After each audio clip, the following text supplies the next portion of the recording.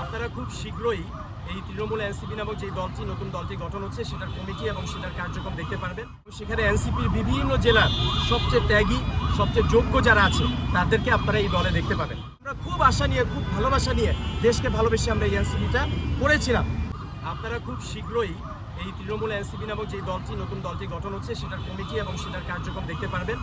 এবং আমি এতটুকু আপনাদেরকে প্রতিশ্রুতি দিচ্ছি, জুলাই গণঅভ্যুত্থানকে ধারণ করে সত্যিকার অর্থে বাংলাদেশপন্থী একটি রাজনৈতিক দল হবে এবং সেখানে এনসিপির বিভিন্ন জেলার সবচেয়ে ত্যাগী সবচেয়ে যোগ্য যারা আছে তাদেরকে আপনারা এই দলে দেখতে পাবেন। কারণ যারা যোগ্য ছিল, যারা ত্যাগী ছিল, যারা একটু ইসলামপন্থী ছিল, বাংলাদেশপন্থী ছিল, ডানপন্থী ছিল, তাদের সবাইকে একে একে মাইনাস করা হয়েছে। ফেনীতে কমিটি দেওয়া হয়েছে, সেখানেও একই কাজ করেছে। আওয়ামী লীগের দোসরকে দিয়ে কমিটি দেওয়া হয়েছে। হবিগঞ্জে ঠিক একই স্টাইলে যারা যোগ্য ছিল তাদেরকে মাইনাস করা হয়েছে। বান্দরবানে একই স্টাইলে করা হয়েছে। ঢাকা মহানগর থেকে শুরু করে সব জায়গায় তারা এই ধরনের পক্ষপাতিত্ব। 3 জন ছাত্র উপদেষ্টা ছিল, তাদের আবার 7টা গ্রুপিং, 3 জনের 7টা গ্রুপিং মিলে নিজেরা ভাগ বাটোয়ারার মতো করে এই জুলাই গণঅভ্যুত্থানের সাথে গাদ্দারি করে তারা এই এনসিপি চালিয়েছে। এবং আমরা খুব আশা নিয়ে খুব ভালোবাসা নিয়ে দেশকে ভালোবেসে আমরা এই এনসিপিটা করেছিলাম। কিন্তু এই ছাত্র উপদেষ্টা এবং এনসিপির কিছু বামপন্থী সমকামী যারা সাপোর্টার তারা মিলে এই পুরো দলটাকে ধ্বংস করে দিয়েছে, জুলাই গণঅভ্যুত্থানের সাথে গাদ্দারি করেছে। আমরা দেখেন খুনি হাসিনাকেই ভয় করি নাই। অবশ্যই অনেক হামলা হুমকি অনেক কিছু আছে, প্রতিনিয়ত আমি হুমকি পাচ্ছি এবং প্রতিনিয়ত আমার বিরুদ্ধে আমার পিছনে লোক লাগানো হয়েছে, তারা আমাকে ফলো করে এবং আমি সেটার জন্য থানায় জিডি করেছি। কিন্তু আমি আল্লাহ ছাড়া আর কাউকে ভয় করি না। আমরা জুলাইতে আল্লাহর উপর ভরসা করে যেমন নেমেছিলাম, আমরা ভবিষ্যতেও আল্লাহর উপর ভরসা করে এই তৃণমূল এনসিপি বাংলাদেশের মানুষের ভালোবাসা নিয়ে ইনশাল্লাহ এগিয়ে যাবে।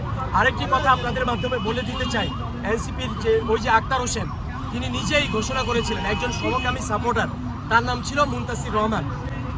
একজন সমকামী অ্যাক্টিভিস্টকে তারা দলে রেখেছে। এটি একটি সমকামীদের সাপোর্টারদের দল। কারণ কি, আমি তাদেরকে বারবার আহ্বান করেছি যে আপনারা এই বিষয়টা ক্লিয়ার করেন, পরিষ্কার করেন যে এনসিপি সমকামীদের সমর্থন করে না, এনসিপি সমকামী কোনো দল না। এবং আমি মুনতাসির মাহমুদ, আমি যে ওই মুনতাসির রহমানের কারণে আমি যে অপমানিত হচ্ছি, আমাকে যে নিউজ করা হচ্ছে, আমার পারিবারিকভাবে সামাজিকভাবে যে আমি হেয় হচ্ছি, এই বিষয়টা আপনারা পরিষ্কার করুন। তারা এটা পরিষ্কার করেনি, আমি বারবার বলেছি। তারা যেহেতু এটা করেনি, আমি এনসিপির আহ্বায়ক নাহিদ ইসলাম এবং আক্তার হোসেনের বিরুদ্ধে আমি আজকে মিডিয়ায় বলে দিলাম, তাদের বিরুদ্ধে আমি 10 কোটি টাকার মানহানি মামলা করব। আপনারা অবশ্যই তৃণমূল কংগ্রেসের ইতিহাস জানেন, মমতা ব্যানার্জি কীভাবে ওই জাতীয় কংগ্রেস থেকে তৃণমূল কংগ্রেস কেন গঠন করেছিল। আমাদের দেখেন, আমরা খুব উদারতার সাথে, বিএনপি বলেন, জামাত বলেন, এনসিপি বলেন, কারোর সাথে আমাদের শত্রুতা নেই। আমরা চেয়েছিলাম জুলাই গণঅভ্যুত্থানের পরে সত্যিকার অর্থে একটি বাংলাদেশ হবে যেখানে ন্যায় বিচারে বাংলাদেশ হবে। বিএনপি তার রাজনীতি করবে, এনসিপি তাদের রাজনীতি করবে, সবাই সবার রাজনীতি করবে। কিন্তু এই ছাত্র উপদেষ্টা, আমি আজকে বলতে বাধ্য হই যে ডক্টর ইউনূস সরকার প্রচণ্ডভাবে সফল একটা সরকার। তারা দেশের অর্থনীতি থেকে শুরু করে বহু কিছু খুব সুন্দরভাবে নিয়ন্ত্রণ করেছে। কিন্তু এই ডক্টর ইউনূস সরকারের কলঙ্ক হলো এই 2 জন ছাত্র উপদেষ্টা আসিফ এবং মাহফুজ। এবং তারা এই তাদের দুর্নীতির কারণে পুরো ক্যাবিনেটে, আমাকে একজন উপদেষ্টা বলেছেন যে পুরা ক্যাবিনেটে এই ছাত্র উপদেষ্টা 2 জনের দুর্নীতি নিয়ে তারা বিরক্ত।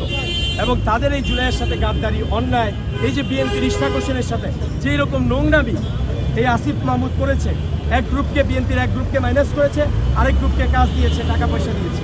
এই যে নোংরামি পলিটিক্স, আওয়ামী লীগের স্টাইল যেটা আসিফ মাহমুদ করেছে, জুলাই গণঅভ্যুত্থানের নেতা, তার কাছ থেকে তো জাতি আশা করে নাই, কিন্তু সে এটা করেছে।